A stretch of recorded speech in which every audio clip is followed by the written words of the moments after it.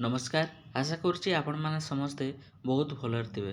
तो आज आपण मान गोटे बहुत बड़ अपडेट आसी जाइए।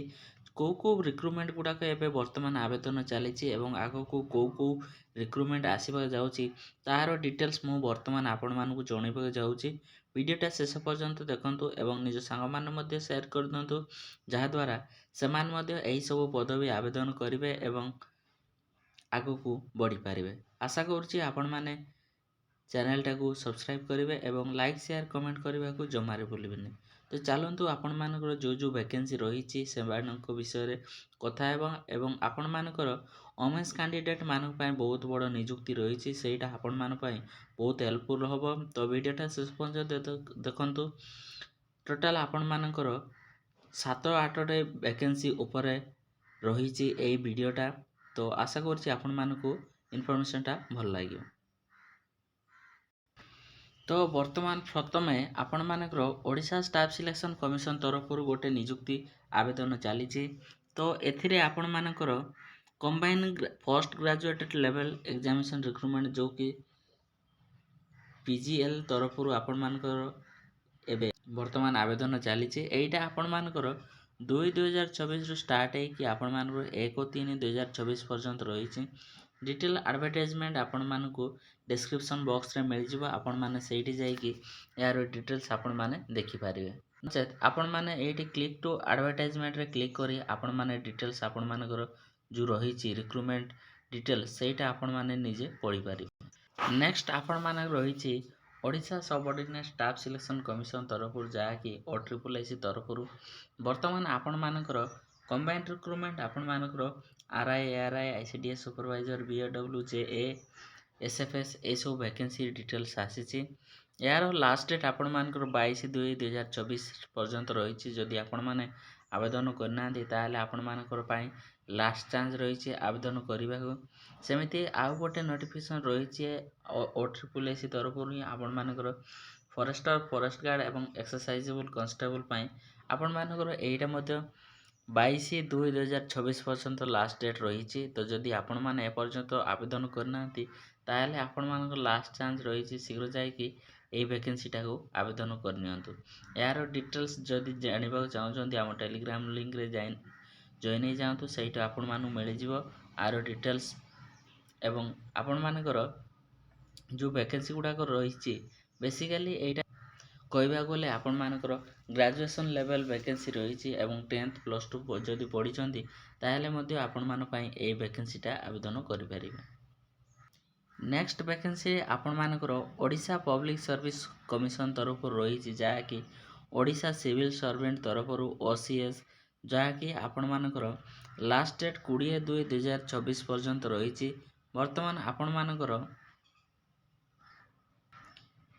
लास्ट डेट आसी जाइए। जदि ओडिशा सिविल सर्विस एग्जामिनेशन आपण माने देबाक चाहछन ताले आपण मानकर 20/2/2024 पर्यंत रही।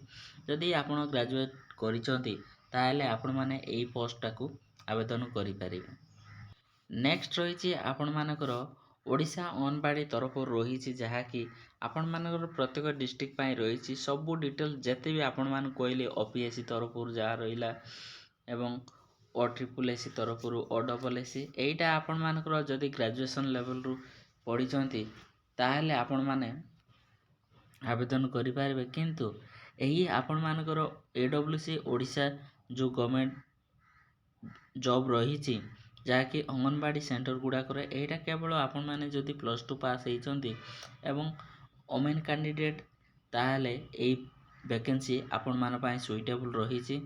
बहुत गुड़ाए वैकेंसी बाहर प्रत्येक डिस्ट्रिक्ट रही आपण मानकर जो भी डिस्ट्रिक्ट होइथिले आपण मानकर निजर जो अंगनवाड़ी एरिया गुड़ाक आपण मानकर डिटेल्स वैकेंसी रो डिटेल्स मिल जिवो।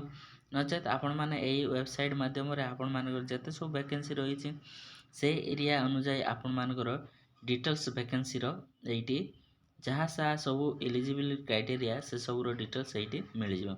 एवं आपण मानकु एटा ऑनलाइन आवेदन करने पड़ो एवं आपण माने निज जोड़ा सेंटर रही से जाकि कांटेक्ट करंतु जहाँ प्रोसीजर रही से आपण मानकु जना पड़ जिवो। एवं एइथि पई आपण मानकु आपण मान निज ଗାଁର କିମ୍ବା ନିଜ ଗାଁ ସାଇଡ଼ରେ ମଧ୍ୟ ଯଦି ବାହାରିଛି ତାହେଲେ ମଧ୍ୟ ଆପଣମାନେ ଆବେଦନ କରିପାରିବେ ଏହି ଭ୍ୟାକେନ୍ସି ଗୁଡ଼ାକ।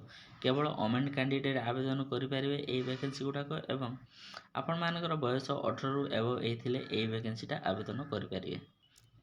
ଏଇଟା ହେଉଛି ଆମର ଅଫିସିଆଲ୍ ଯେଉଁ ଟେଲିଗ୍ରାମ ଚ୍ୟାନେଲ୍ ଆପଣମାନଙ୍କର ଓଡ଼ିଶା ନିଯୁକ୍ତି ଆଡ଼୍ଡା ଆପଣମାନେ ଟେଲିଗ୍ରାମରେ ସର୍ଚ୍ଚ କରିବେ। ଏଥିରେ ଆପଣମାନଙ୍କୁ ଡିଟେଲ୍ସ ଆପଣମାନଙ୍କର ଯେତେ ସବୁ ଭ୍ୟାକେନ୍ସି ରହିଛି ସେସବୁର ଡିଟେଲ୍ସ ଆଡ଼ଭର୍ଟାଇଜମେଣ୍ଟ ସବୁ ଅପଲୋଡ଼ କରାଯାଇଛି।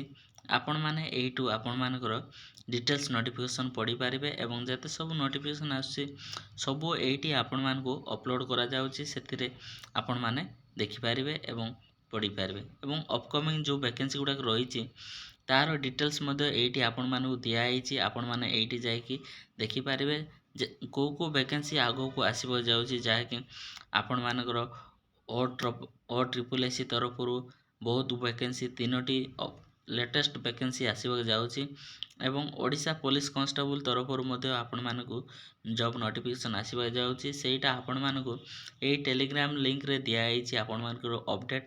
ଆପଣମାନେ ସେଇଠି ଯାଇକି ଦେଖିପାରିବେ ଏବଂ ଆଶା କରୁଛି ନିଜ ସାଙ୍ଗମାନେ ମଧ୍ୟ ସେୟାର କରିଦିଅନ୍ତୁ, ଯାହାଦ୍ୱାରା ସେମାନେ ମଧ୍ୟ ଏହି ଚ୍ୟାନେଲ୍ ମାଧ୍ୟମରେ ଆପଣମାନଙ୍କର ନିଜ ନିଜ ପସନ୍ଦର ଜବ୍ ଭ୍ୟାକେନ୍ସି ଖୋଜି ପାଇବେ। ରହୁଛି, ଧନ୍ୟବାଦ, ଜୟ ଜଗନ୍ନାଥ।